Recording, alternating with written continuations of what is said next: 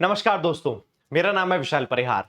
दोस्तों, टॉपिक आप लोगों ने देख लिया है। अगर आप हिंदी मीडियम स्टूडेंट हैं और आप सीखना चाहते हैं कि किस तरीके से न्यूज़पेपर की रीडिंग की जाए, सबसे ज़्यादा रिकमेंडेड न्यूज़पेपर द हिंदू है। तो उसकी रीडिंग कैसे करें, बेस्ट अप्रोच क्या है, तो आज का ये वीडियो इसी को लेकर है। तो दोस्तों, बताता हूं मैं आपको स्टेप बाय स्टेप। मैं ही क्यों हूं इसके लिए सही बताने के लिए एक सही पर्सन, इसका पहले एक जवाब। दोस्तों, मैं पिछले 9 सालों से, लास्ट 9 इयर्स, 9 सालों से दोस्तों मैं बैंक एग्जाम्स को इंग्लिश पढ़ा रहा हूं। और इन 9 सालों में अकेले मैंने सिर्फ इंग्लिश नहीं पढ़ाई, मैंने इसके साथ में यह भी पढ़ाया है कि न्यूज़पेपर की रीडिंग कैसे करते हैं। दोस्तों, मैं वो व्यक्ति था जिसने न्यूज़पेपर में एडिटोरियल वाले सेक्शन से इंग्लिश को पढ़ाना शुरू किया था। जब दोस्तों मैंने वो पढ़ाना शुरू किया, I was the first person. तो एडिटोरियल ना, इससे पहले सिर्फ और सिर्फ जितने भी यूपीएससी के स्टूडेंट या स्टेट पीएससी के स्टूडेंट हैं वही लोग पढ़ा करते थे न्यूज को गैदर करने के लिए, जर्नल अवेयरनेस के लिए। बट मैंने उसको इंग्लिश के तौर पर पढ़ाना शुरू किया और इतने सालों में मुझे पहला एक अवार्ड भी दिया गया, सम्मानित किया गया, जो बेस्ट एडिटोरियल एनालिस्ट करके 2019 में।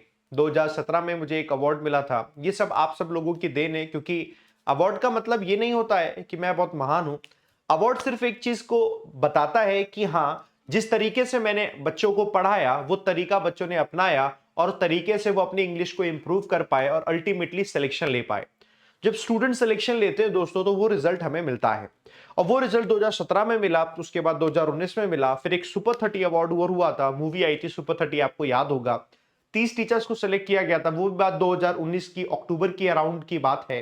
सितंबर था, टीचर्स डे था, अक्टूबर में फिर बाद में बुलाया गया था।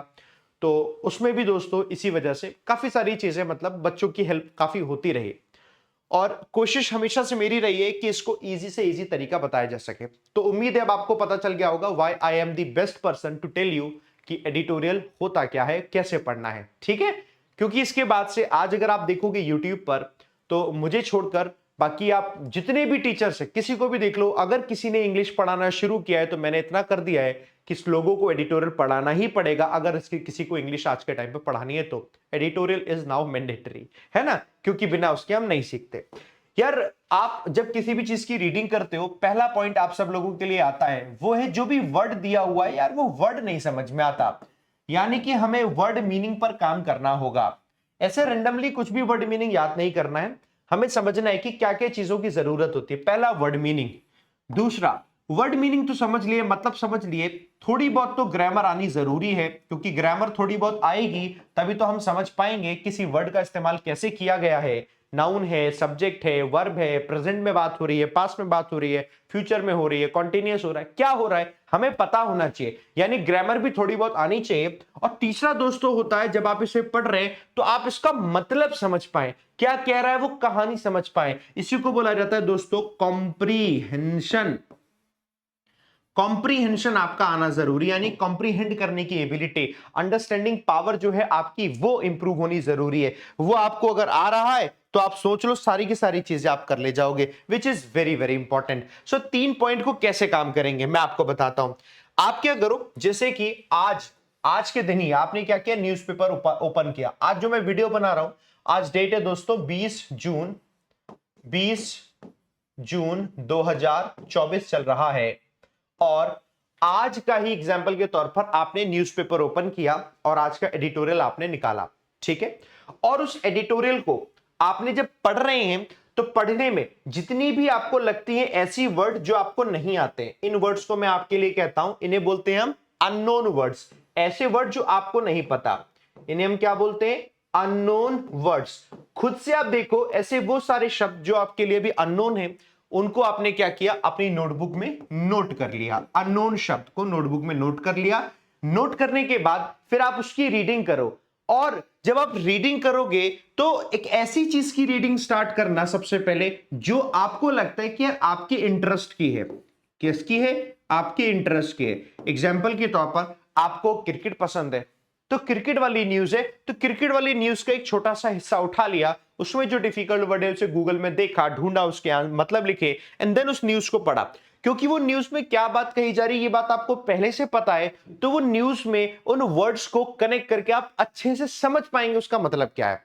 कोई घटना हुई है, आपको मालूम है इलेक्शन है, इलेक्शन से जुड़ी हुई सारी घटनाएं आपको पता है, आपकी स्टेट से जुड़ी हुई कोई बात लिखी हुई है, प्राइम मिनिस्टर से जुड़ी हुई कोई बात लिखी है, आप उसे पढ़िए। आप क्या करोगे, जब ऐसे पढ़ रहे होंगे तो आप विजुलाइज भी कर रहे होंगे, तो इससे क्या है आपको बड़ी अच्छे तरीके से समझ में आने लग जाता है कि हम जो पढ़ रहे हैं इंग्लिश में वो किस तरीके से पढ़ना है। तो पहला आपको काम क्या करना है, सबसे अपने इंटरेस्ट की कोई न्यूज ढूंढनी है। आपको लगता है यार इसमें मेरा इंटरेस्ट है, उस इंटरेस्ट की न्यूज को ढूंढना है और उस न्यूज के उस आर्टिकल को ही पढ़ना है। लेकिन आर्टिकल को पढ़ने से पहले क्या करना है, जो भी वहां पर वर्ड या मीनिंग, वर्ड मीनिंग है ना, उसको आपने नोट कर लेना है। तो जैसे आप उन वर्ड मीनिंग को नोट कर लेते हैं, नोट करने के बाद आप फिर से जब रीडिंग करोगे आर्टिकल की, तो आर्टिकल की रीडिंग आपके लिए बड़ी आसान बन जाएगी and that is very very important. ये बहुत जरूरी होता है दोस्तों, इसको आसान बना लेना।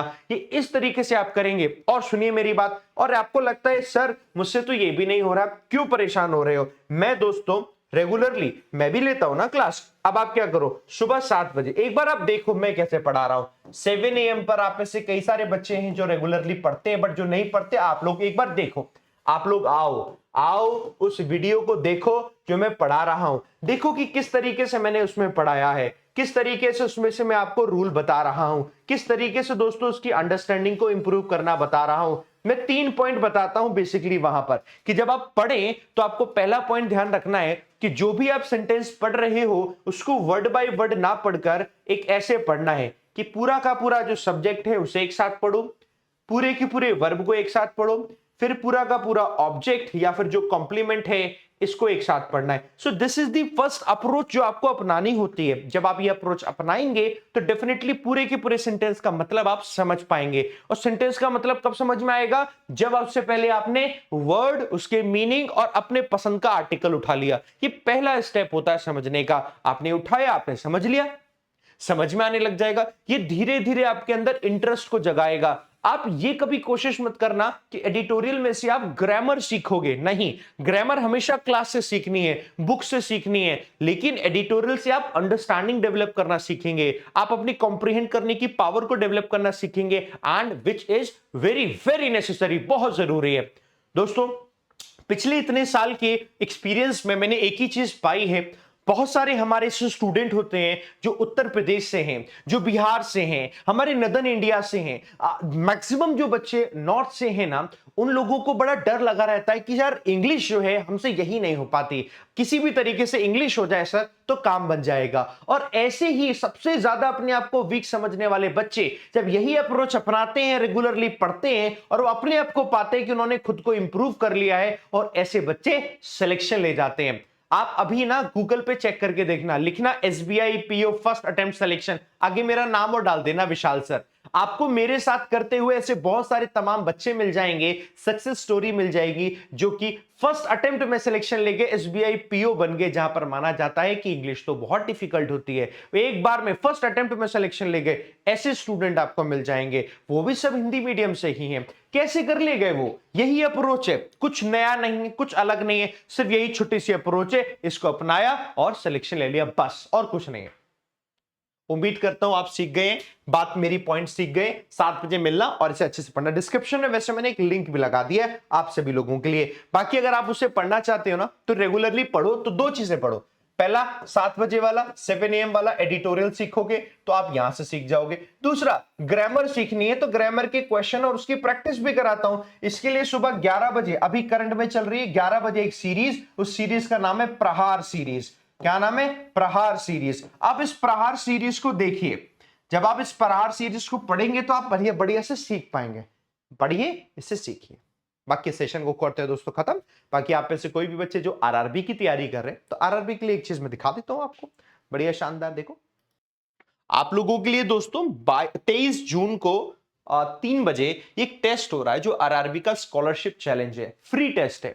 डिस्क्रिप्शन में लिंक है, आप टैप करिए और इसे एनरोल कर लीजिए।